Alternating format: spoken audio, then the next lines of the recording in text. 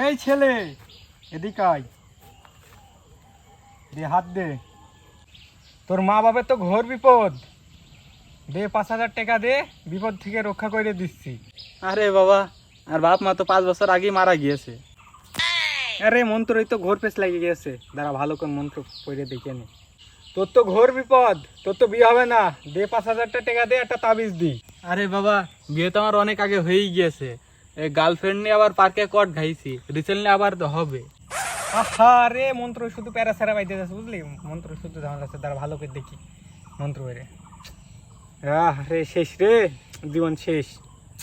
এত কিছু করে কি হবে যদি বাচ্চাই না হয়? বিয়ে তো করেছিস তুই, তোর বাচ্চা হবে না।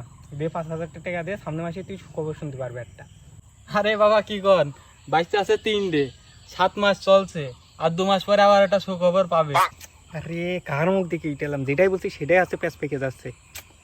হইল না তো কাজ, ধরতে পারছি না রে। আরে এবারটা লাইন ধরতে পারিস। আরে তুই জীবনে কোনদিন বিদেশ যাইতে পারবি না রে, সারা জীবন তুই গরিবই থাকবি, কোনদিন আছে টাকা পয়সা ইনকাম করতে পারবি না। দে 5,000 টাকা দে, তোর বিদেশ যাওয়ার জন্য লাইন করে দিচ্ছি আমি। আরে বাবা, এ কালকে দুবাই থেকে আসলাম, সামনে মাসে বউ বাচ্চা নিয়ে ঘুরতে যাবো সুইজারল্যান্ডে। ঘুর ছাতার মাথা, যেটাই বলছি সেটাই ভুলাচ্ছে। ভাই আমি তোর একটা সত্যি কথা বলি, আমি একটা ভণ্ড মানুষ, 5,000 টাকা লাগে আমি এমন করছি, ঠিক আছে? তুই তো বুঝ দিতে পারছিস 2-3 বার ভুল আসছে, তার মানে আমি টাকা জমিয়ে করছি। তুই 5,000 টাকা দিবি, না হলে চলে যাবি। তুই এখানে বসে আছিস। ভাই দুপুরবেলা কিছু খাইনি, যদি 100 টাকা দিতেন।